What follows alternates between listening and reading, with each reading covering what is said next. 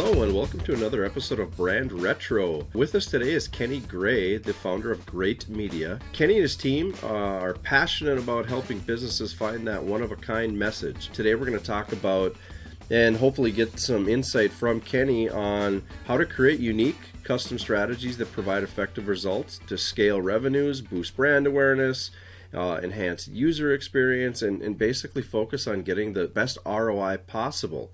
Kenny, welcome to the podcast. Hey, Kenny, thanks again for hopping on the podcast with me and talking a little marketing today. How are you? Hey, Mike. Thanks for having me. Excited to be here. Doing great. We got our sunny weather back here in Florida, so I'm satisfied. I'm happy. We do not. We are just coming off the heels of another blizzard, and it's really cold, so I envy you. So I've heard. Even though I'm the one wearing a hoodie over here. Right.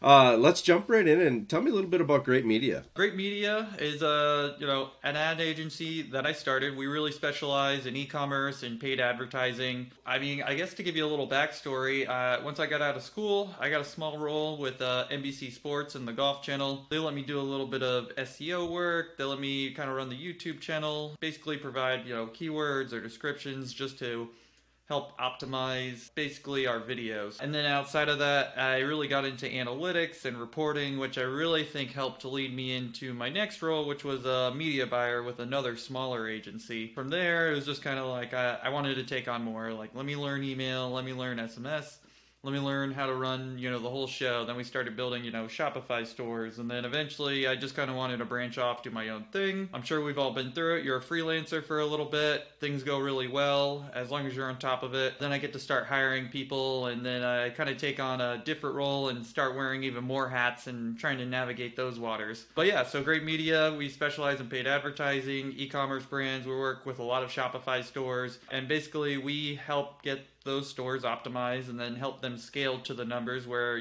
they're actually profitable. A lot of people go into it just like, oh, I'll just set up a store, throw out a couple services or products, and it's going to work. Maybe that would have worked 8 years ago. Not always the case these days, especially the last year. It's been really difficult. So it's really rewarding to kind of get one-on-one with a company and brand, help them scale, get those conversions up. And basically, show them the light at the end of the tunnel, like, oh, no, am I going to be able to even make this work, or am I doing this the right way? And that's kind of where we step in and kind of give them the confidence and the right strategy to move forward. Yeah, let's kind of dissect that a little bit and talk about, kind of the challenges in translating all that. I'm with you. I think, in my experience and with clients, we see a lot of people that just build, they build what they're going to build, whether it's a website, e-commerce store, whatever. And like you said, 8 years ago, it might have been enough to get you going. But once they get it that far, they don't know what to do next. They don't know how to read the numbers. They don't know how to make certain alignments with their marketing efforts to get the ball rolling forward in the right way. So talk a little bit about what that process is like, and, how do you work with clients to translate that? Because that's, I don't want to say it's every client, but it's probably most, right? Oh, it's most clients. And then, we're in the age of, there's so much information at our fingertips. There's digital marketing's huge now. So there's so many articles, there's so many videos and tutorials or courses. So it's almost, these people are taking in too much information and then just trying to go in every direction possible. And it's, you don't need to pull that many levers. It's great. It's awesome that people are kind of on top of it sometimes. And it's always different when it's your brand, it's your money being spent, it's your, life on the line in a sense for your career or whatever endeavor you're trying to go for. So I think what we really provide is simplifying it. We provide a lot of experience, as we've spent, millions of dollars over years. We've been through the good times. We've been through the iOS. We've been playing every different angle. So if you're just running one brand, you don't get to see how that works. If you're running an apparel store, you don't know how supplements work. You don't know how coaching works. You don't know how the solar energy, people are generating leads. And when you get to run all those different companies, those different accounts, again, it comes back to the analytics and reading the data. So you get to see what are the averages, your metrics such as, your cost per click, your cost to reach 1,000 impressions, things like that, because at the end of the day, it is a traffic game. You wouldn't built this company, this store, this brand, these products or service, and now you just need to get people to your store. And are you getting the right people? Are you paying too much for it? Are you paying, is the traffic quality, or is it just kind of like, are you just getting a bunch of clicks and, people are bouncing off your site right away? For us, we kind of just take a step back, we'll do a little research, take a look at competitors. The fact that we have huge brands like, maybe like Nike or Sony or, GE, they're doing digital marketing. They have huge budgets. The one thing you could always take away from them is they have these huge budgets. They do a ton of testing. You can kind of hack some of their things because they've done that, all the testing for us, because they have those huge budgets. So, I'm not going to go and say, go copy what these big brands are doing, but you can take some ideas and take some leads and say, all right, well, they have far more resources than some of us, so let's take some of those ideas and make it our own. So I think it's just like you were saying, every client's a little different, so trying to communicate that, trying to slow them down, and then also patience. I think definitely running ads. If you're running something on a Monday, it's not going to be the same as the following Monday. Each week's different. Every month is going to be different. Almost every business is going to have peaks and valleys. So learning that brand, that industry, and how people react, learning how people purchase or click even, and then even outside trends and factors, whether it be like the stock market, the weather. For example, we're doing like a car polish or a car wax company right now, and we just took it over here in the last like 30, 60 days. We don't love the numbers right now, but we have to keep in mind, like you just said, people are getting blizzards, people are getting snowed in. It's probably, us here in Florida, maybe Texas, maybe like Arizona, that it's still a little sunny, maybe a little cool out. So I think the majority of like the United States as a country, they're not worried about, waxing their car or using high detailed car products. So those are things we have to keep in mind. And then it's also delicate to communicate that to our clients and just, this is what's going on. This is what we're seeing. Like we can balance, like, we can pull back on budget now, but when we get to summertime, when people are going to be outside, they do care about their car, and they have the time to do it and the weather to do it, that's when we can pump those numbers up and really get traffic, because then they're more likely to buy, right? Right. So on that kind of line of thought, transparently, we focus on the brand creation side, the creativity, like we're focused in those areas, but we do have a lot of conversations with clients about paid ads and how do I start that process. And you can speak to this a little bit, but what we run into a lot is everybody wants a guarantee and they want some level of certainty when it comes to paid ads or starting down that road. And like I always tell them, and you can tell me if I'm even accurate in telling them this, is that, paid ads is like you're gambling at the beginning because you're trying to figure out what's working, what isn't. It's a moving landscape that is completely influenced by the market, the weather, the time of year, your competitive landscape. Like there are so many factors that go into this that I'm not saying it isn't a problem to be solved, and it obviously it can be solved. But this idea that, hey, if I give you $10, I'll get $100 back, right? That's not how this works. Right. No, you said it perfectly. And that's awesome that you guys are on the branding and the design piece, because everybody has to look at it as like a full picture thing, because after you get somebody, you finally convince them to click on an ad, which most people don't even want to click on a sponsored ad anyways. But if you happen to hook them in and they click over, that's great. But basically what they see from your branding, from the website, that user experience is going to be huge, and that affects pretty much your ads performance as well. Is it a good user journey? Is it seamless? Is it easy to navigate? Are you telling me exactly what I saw from your messaging from ad to landing page? So little things like that are really huge, and that's the conversion rate optimization piece of it. So that's also kind of why I got really curious, because I had a few ad accounts and I'm like, they're not doing great. So I just went in as a user, clicked on my own ads, saw what they were seeing, and I'm like, oh, this page looks terrible. No wonder. I was like, this looks very scammy. I wouldn't enter in any of my information in there. But to the second point, yeah, that's the worst question when dealing with paid advertising in that sense is, all right, what kind of budget do you want to work with? Well, you tell me. What we have to get a 10 times return on ad spend, and we want to spend $500, and we need to scale. It doesn't work like that. And you said it perfectly. it is gambling. You're, throwing some dollars out there, you're testing. And then kind of like I was saying before, these larger brands, they have budgets, and when they go in with these budgets, they already write it off. They don't assume they're getting anything out of it. They're testing. As you're a media buyer, one of the things that we hate to say, but it is part of the game, is you're buying data. That's like, last resort. You're like, well, we figured out what didn't work, so now let's kind of, pivot and see what else can work. So, the first few years, probably for most brands, you're testing. You're testing audiences, you're testing hooks, angles, and that might just be on the paid ad side. Now, is it going to, coincide with what they see on your landing page?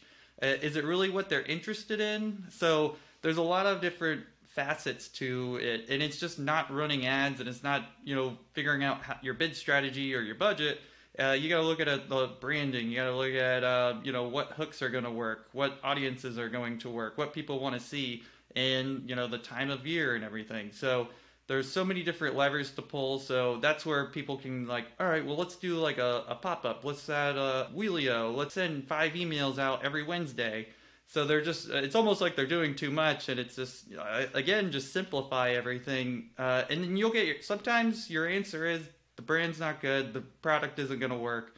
Unfortunately, that's just the case. But when you're going into business for yourself, I think that's what we're all risking. It's just kind of like, I think it's great, but let's go see if the market, and that's what you're spending money, you're testing out the market, and certain things you can determine from your engagement metrics even. Definitely from iOS, you can't see all your conversions anymore. It's hard to see who's making actionable steps, but you can see how, if you run a video ad, you can see how many views you're getting, how long they're watching, how many clicks you're getting. Everything happening in the platform is accurate, and you can read that. So that's a really good determinant of is this working? Do people like this? Are they interested? So, you get a really great click-through rate, and you're getting really cheap traffic, and they're not converting. Okay, well, my ads are great. We're getting the message across to the right people. They're not seeing the right stuff on the website. Or, it could be the price. It could be the headline. It could be, you forgot to hit a button, and you don't know how to set up U.S. shipping or something. So there's a lot of pieces to that. Yeah, I always break it down.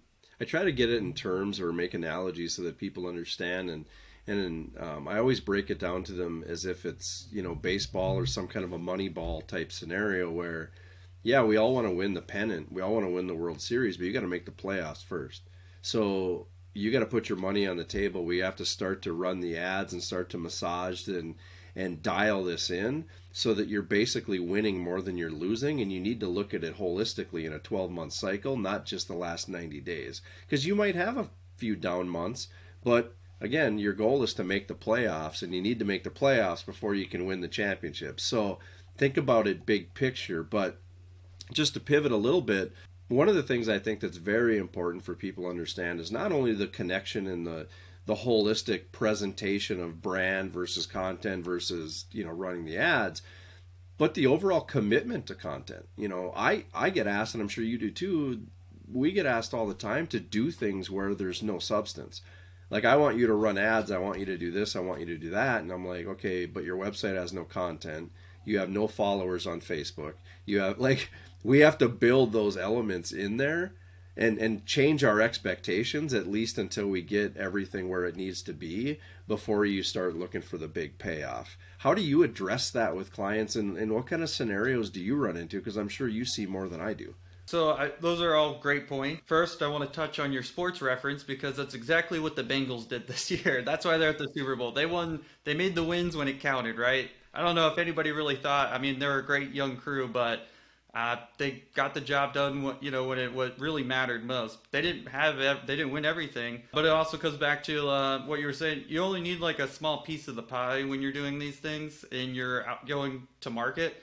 You don't need to get a sale from every single person. You just need a small piece of the pie. So you just got to focus on those smaller wins, like you were saying. But yeah, on the content piece, that is difficult, and it is hard to hurdle.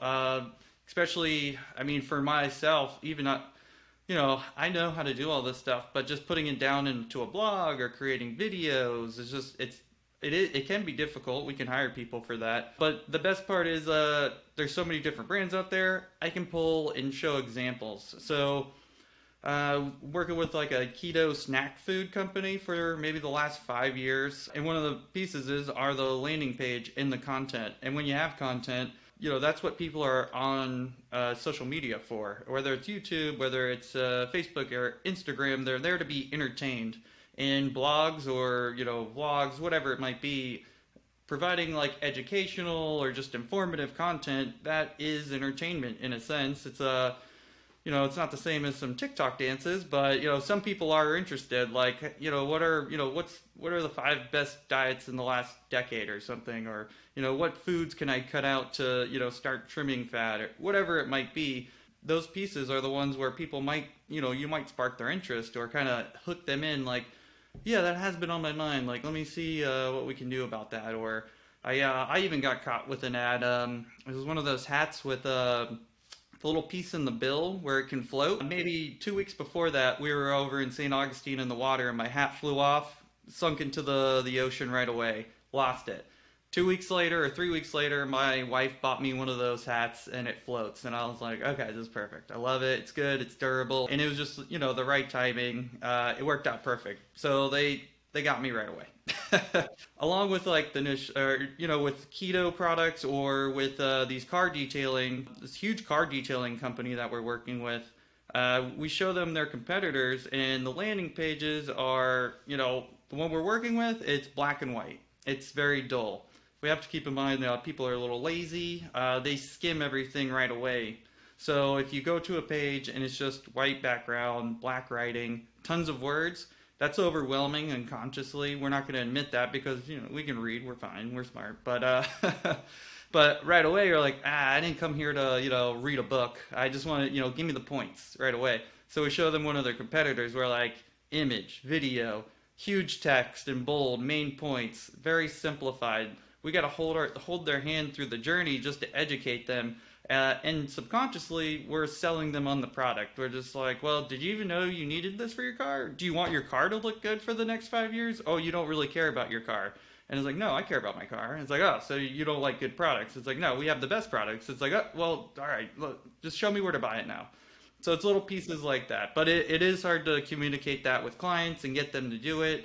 I think it's actually easier on my hat, to tell clients, like, generate angles. You can go through Google Trends. You can go through all these generators of, these topic generators of like different angles of why, what, where, when, how, and you can basically point them in the right direction. So again, and with the client, you got to hold their hand a little bit too, and just say like, this is what we should be doing, and then you always have to back it up with data, right? So we're sending people to a blog. We're using ads to send people to this blog.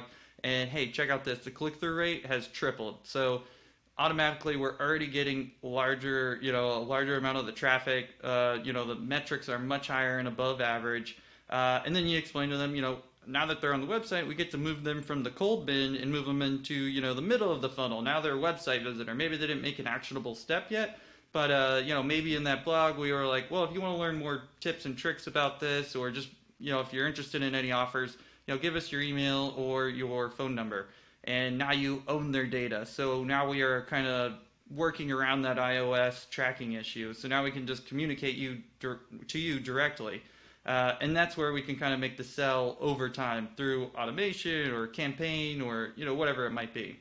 Yeah, I think, some things you mentioned there that are key is that you didn't use these words, but clients can essentially be the bottleneck many times, because it's not whether or not they can do it, it's whether they will, it's whether they have the time, it's whether they have the vision for it. So I'm sure you do this, but the solution there is, yeah, you have to just kind of supplement with those services to make sure the ball's going forward, because that's the only way you can make those ads perform. If you don't have the content or the necessary pieces of the puzzle, it's that much more difficult to get those ads to perform. And I really appreciate the clients that accept that, and they're like, yeah, just take it off my plate, get it done, because they themselves know that if it stays on their plate, it's going to get backburnered.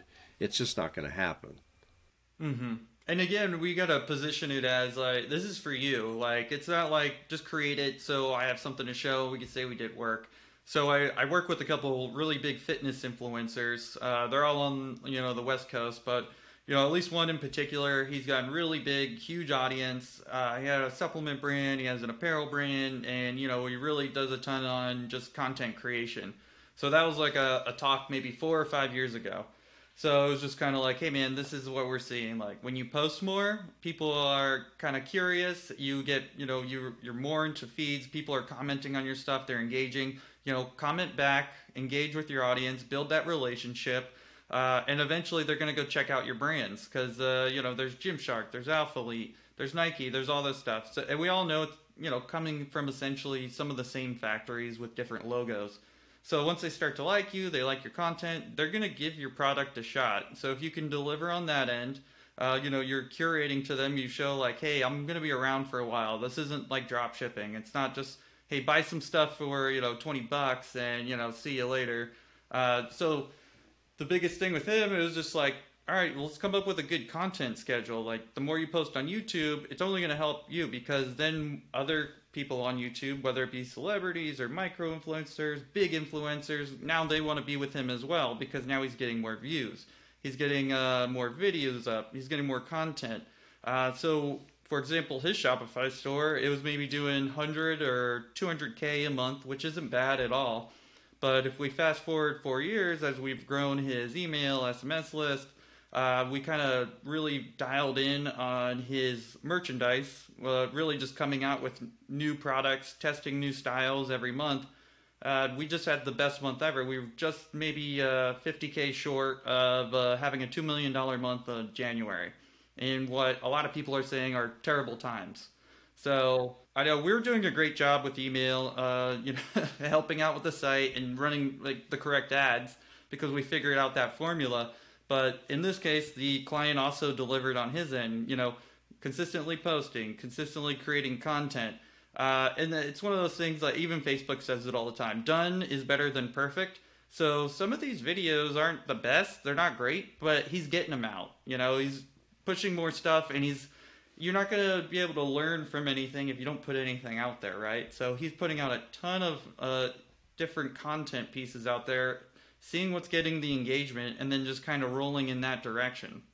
Yeah, no, I think that's an excellent point, especially the done is better than perfect, because I run into that so many times where that bottleneck develops and it's getting held back with this idea of it being perfect or it taking a certain amount of time, and it's like, no, just knock it out, and if you need to do it again, we can, like, I'd rather do it 2 or 3 times and post and like get the ball rolling than hold everything up for that one perfect scenario that's probably never going to happen. Right. Nothing's perfect. No one's perfect. We're over here dealing with Williams Sonoma over some furniture.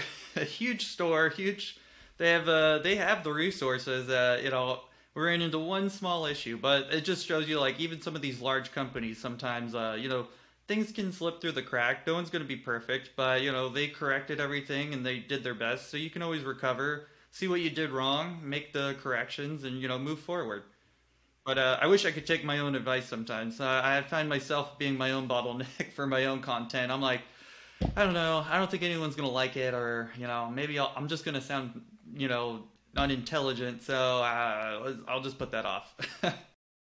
No, it's really easy to be a hypocrite in this industry because I'm the same way. Like, I'll even catch myself talking to clients and going, I really need to do that for myself. Like, I mean, just because you're always back burnering those things. So let's talk a little bit about managing expectations. This is just my personal view, but when it comes to paid ads, when it comes to even marketing in general, it's looking at what it is you're trying to accomplish and really trying to figure out what your expectation is. I think, the lazy answer sometimes is we just want it to be money. We want it to be increased sales. We want it a 10 times return. But when you really think about it, sometimes you're doing what you're doing to just gain awareness. Sometimes you're doing what you're doing to gain brand equity. Sometimes, even running paid ads to break even is not a bad day. Like, if I can spend 5, make 5, and I walked away even, that's a really good day when it comes to running ads. So can you tell me a little bit about, from your perspective and your experiences, what that managing expectations process is like, because all the examples that I just threw out there, I mean, we run into that stuff every day, and it's hard, it's hard for the client to understand it, but when you're running paid ads and spending money on all these marketing efforts, you really have to know what your deliverable is, or what you want to have happen, because it does not always equate to dollars and cents. Yeah, absolutely. Pretty much exactly how you said it. It's just, when we're reviewing the metrics, and then, they're like, well, what can we expect out of this, $10,000 that we're going to spend this month? I can give you estimates. I can give you an idea of what I would think, it's going to cost to reach those thousand impressions, how many clicks you might get. And then I could give you the averages on, like, yeah, we're shooting for a 3 to 5% conversion rate once they get to your store, and that'd be great. But it's always different, right? Because if you're selling a t-shirt that's $25, that might be a week long life cycle. They see it, they're like, all right, maybe. And then you see another one, and then maybe, all right, I'll check it out, I'll sign up for the email. And then they're like, here's 10% off, just come buy it, please. Then that's fine. And a lot of times what you're doing, or what we're doing from a brand, even from a brand creative standpoint, these are compounding efforts. So if you give her hell for 90 days and then stop, you're going to have to start over when you pick up that ball again. So to keep your foot on the gas and to keep that flow and that consistency and those things going only ensures your chance of success down the road. Yeah, exactly. So same idea. I mean, comes back to the lifetime value of your user, right? So, like you said, you break even on the first one, but now they're in their ecosystem. You got the opportunity to build that loyalty, build the trust, and then, cross-channel sell, whatever it might be. You might have different products, complementary products, different versions of it, whatever it might be, but now they already have a relationship with you. So you already paid for that first customer. Now they're in your email. So now every time you email and you have a new product launch, so the $20 you spent to acquire them, and they spent, $25, sure, you got a little return on ad spend. But over the next year, if they keep purchasing from you, then it does turn into 10x. So just like you just said, it, you have to give it time. You can't just cut things off. Just because you had a bad week doesn't mean your business is doing bad. So we were looking for leads for potential franchisee owners, which is really odd. Something that that's just not a common thing that you would do or run ads for. And then you can't really target people like, there's no targeting interest for, like, are you interested in being a franchise owner? Like, not really, but you have to, what can you control? You can control the messaging and how the ad reaches those people. So it's going to hit thousands of people who are just like, no, I don't want to own a franchise. Like, that's too much. But, once we get them in there and you hook them in with the right angle, then it's just kind of like, well, here, take this survey. Let's see if you even qualify, or if you're even a good fit. Like, if you're even good enough to be part of our franchise. So I'm sure we all know franchises can be pretty expensive to buy into. So a lead at $100 and they end up spending $80,000, yeah, that's pretty good. If we spend $500 to get the lead, still pretty darn good. Even 1,000. So it's just kind of relative, but also that sales cycle might take 6 months.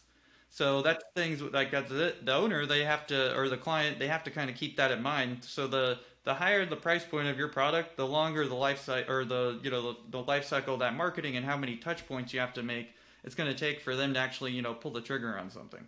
Yeah, and I think that, I mean, make no question, these platforms, they're tracking a lot of information, but I think the assumption is a lot of times from the customer that it's like a one-to-one, like, I want white males who make this much money. Like, they think it's a beeline, connection to this certain kind of a person, and it's not. Like, you start broad, you hopefully land in a pocket of people where you get a little engagement, then you dial it in from there. But it's very much a process where it starts wide and it narrows down as it goes. And then once you find where, okay, it's working, then just throw money at it. Like, then just exhaust the possibilities regardless of budget, because it will backfill and it will pay for itself. But I guess the point I was making is that I think a lot of times the assumption is that I've already given you the criteria in which I want you to find that customer.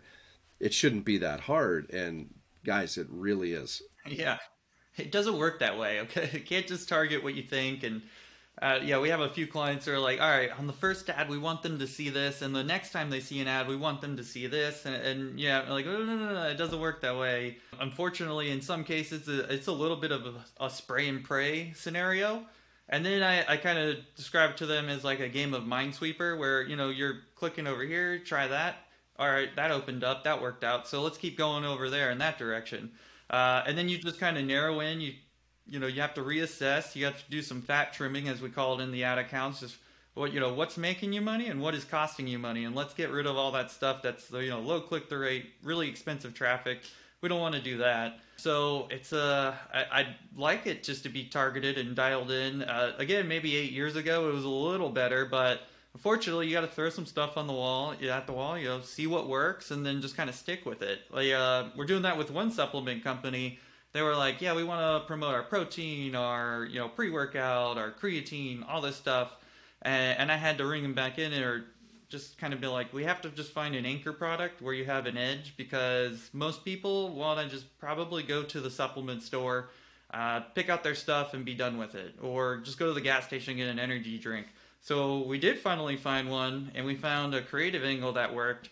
So this one I'm actually really happy about, because they were a little troubled. They were actually about to leave this agency that I was partnered with, and I'm working with them on the account, because they were maybe having like $500, $800 days, which isn't the best. It's something, you're moving, but supplements are really competitive. There's a lot to pick from out there, and people who are into supplements, they know their stuff more than me as a marketer, because you can see it in the comments. They're like, well, actually, this many milligrams into your liver is, it's just like, all right, that's over my head. But we found our angle.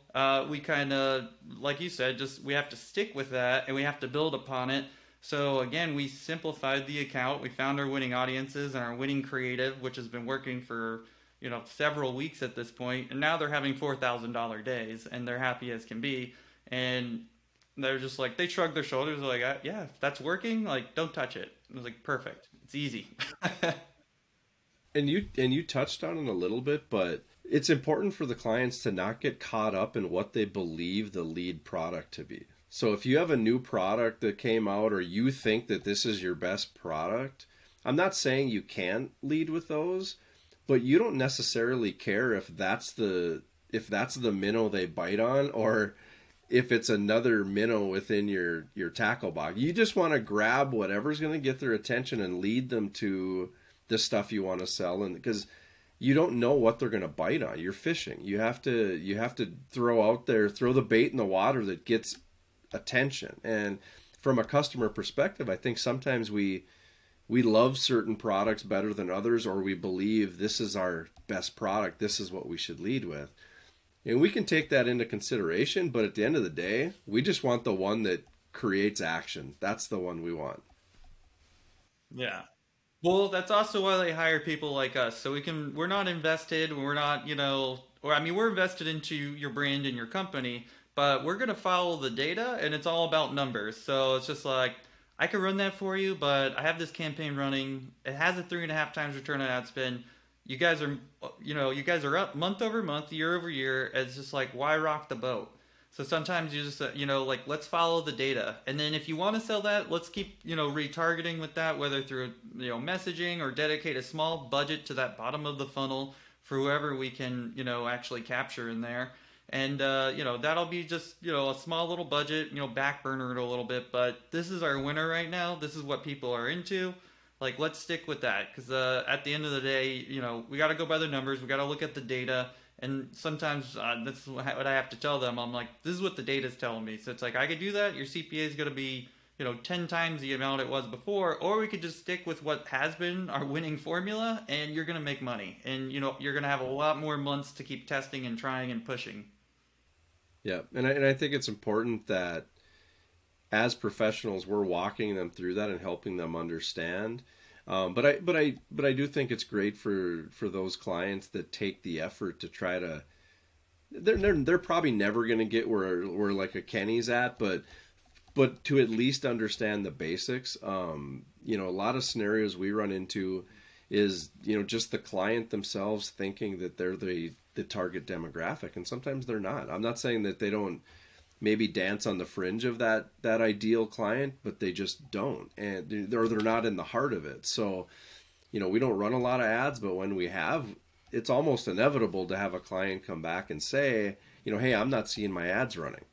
Well, because you're not right. So and helping them understand that, like, hey, your ads are running, but you are not in the target demographic. That's why you're not seeing the ads. Yeah, or your specific ad is that you're like, I don't see this video that I gave you. I was like, yeah, I ran it for like a week. It's not working. So it's like, I could spend money on it, but then we're going to have a conversation at the end of the month like, why didn't we do better? Well, because you want me to just be your button clicker where it's like, I can see the number. I know how to, read the market and the data in here. And, sometimes it's like, just let me do my thing and I'm here on your team. I'm trying to help you. That's actually a great point, and something that we run into as well is just the trust in that, the company, the team, whoever's running your ads. If you're gonna take the time to reach out to a Grayt Media and work with them and give them the recipe to your secret soup and all this stuff, then you need to trust their decision making, because there's multiple platforms, and like we talked about, it's a moving landscape. If you're running ads and you've given it a week, 2 weeks, whatever it is, if it's not converting, shut it off, pivot, and reapply those funds somewhere else. And to your point, yeah, it's pretty easy to sit back and say, hey, how come we're not running those TikTok ads? How come we're not doing X, Y, and Z? Well, because we tried it, it didn't work. And then also keeping in mind, every one of these platforms is different. The way they run ads is different. The way they target the people is different. So you can't always expect the same results on multiple platforms. Yeah, no, yeah, you said it perfectly. Yeah, you got to just kind of trust us a little bit. You're paying me to manage your account and manage your funds, and maybe if we don't always show it, like I am invested, and it is a sense of gambling. So if I'm losing, it does take a little pain on me, and like sometimes if you're not actually demonstrating and showing them every day and every little button that you're clicking, sometimes they think you're not doing anything at all, unfortunately. But in reality, it's like, oh, I see your ad account maybe 11 times a day. I probably look at it before I go to bed, make sure everything's all right. It's the first thing I look at in the morning. I'm making sure things are going well, because if you're losing, then I'm losing at the end of the day. It's only in our best interest that we both are doing really well. Yeah, and you gotta let it ride too.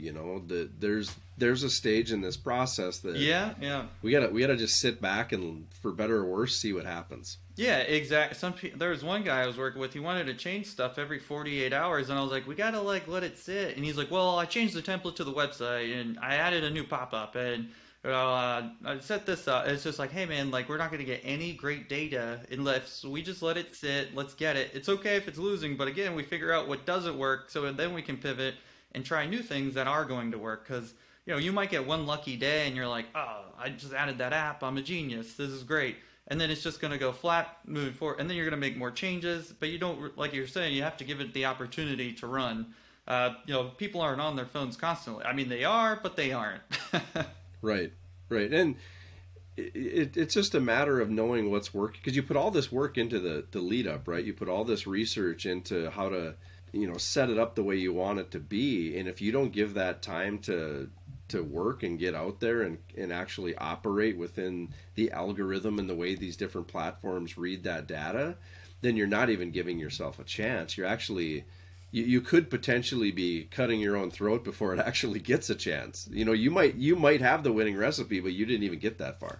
Exactly. Yeah, and you never know who's entering the market in these platforms. So you might be getting outbid for a few days, but maybe it was like somebody with a large budget that only ran it for a week. So, there's peaks and valleys of traffic. Or just for example, in Q4 of last year, we didn't really even push that hard for some of the holiday sales because everybody's out there. So your traffic is automatically more expensive. So what really worked was email, SMS, all that data that we owned, and hitting people that we already had a relationship with.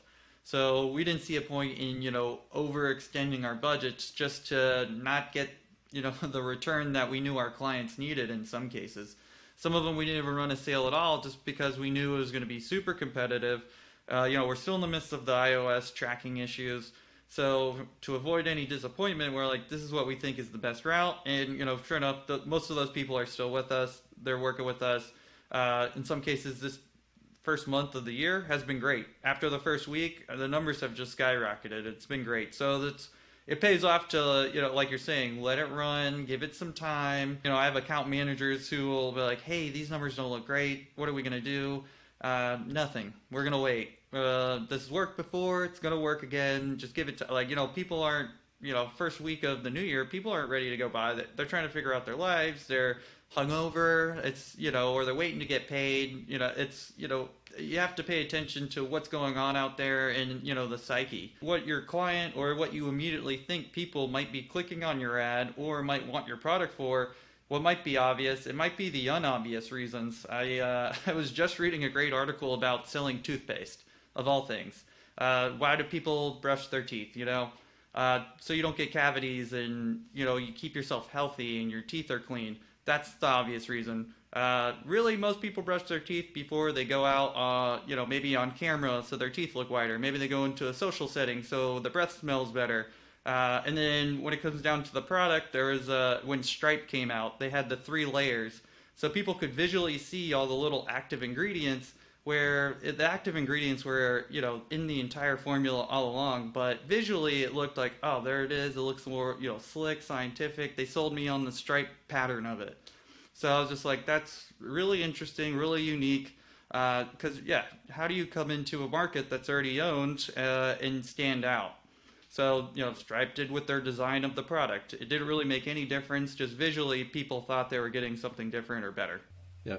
And steering in and leaning into those cues, I'm sure we see it probably more often or more readily than most because we're in this industry. But like I tell my clients, and I experience it in running my own business as well, is that there are customer, just human behavior peaks and valleys and lulls, and sometimes it makes sense if it's summer and it's 4th of July weekend. It kind of makes sense, and then sometimes it's 2 weeks in August where I have no idea why people are not doing anything, but they're just not. And there are these behavioral patterns that you pay attention to, and you steer into it when it benefits you, and you take your foot off the gas when it doesn't. And that's part of it as well, because like I do believe that sometimes as consumers we think we can force it.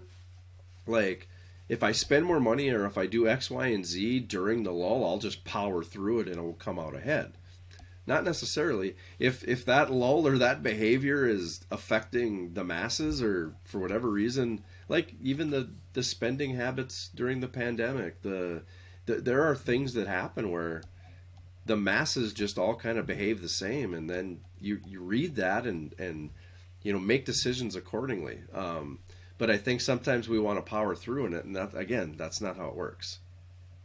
Yeah, like you said, pay attention to what's going on, read the market, and one thing that we did very successfully, which I was very happy for ourselves and the client, but basically back to the, supplements and keto snack cakes, all these other food brands that we had. So when the pandemic started, we were all locked into our house for those first 30 days or, 2 months or so. It was kind of a pain to go shop or really get anything in some cases.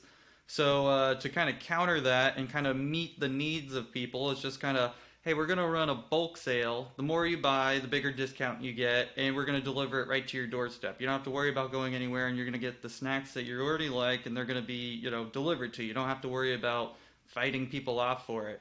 And it was probably one of the best months we had in 2020 for them. So pretty much exactly like you were saying, just, pay attention, go with the tide, make it make sense for your end user. And that worked out great.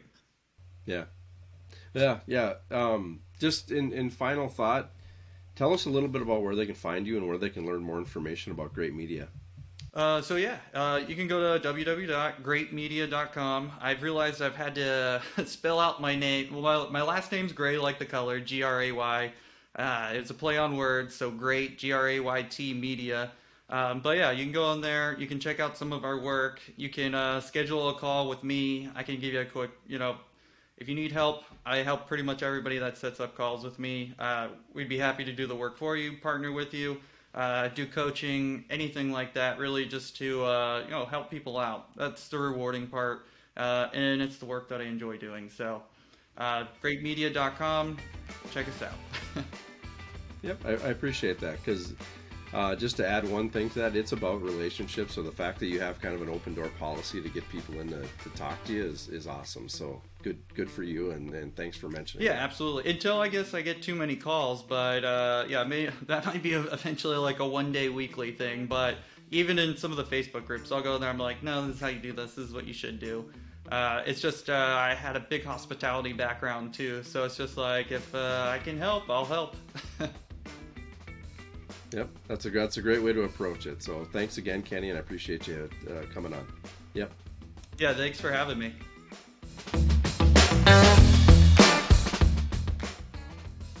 If you'd like to learn more about CyberDogs, share your thoughts, or even ask a specific question about this episode and or the brand Retro Mindset, contact me directly at mike@cyberdogsmarketing.com.